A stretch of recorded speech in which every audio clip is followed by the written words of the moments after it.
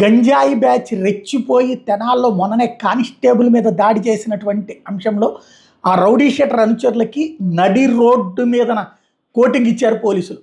నెల రోజుల క్రితం ఐతానగర్లో కానిస్టేబుల్ చిరంజీవి మీద గంజాయి మత్తులో దాడి చేశాడు రౌడీ షీటర్ లడ్డు, వాడి అనుచరులు విక్టర్, బాబులాల్, రాకేష్. కానిస్టేబుల్ ఫిర్యాదుతో కేసు నమోదు చేసిన తెనాలి 2 టౌన్ పోలీసులు.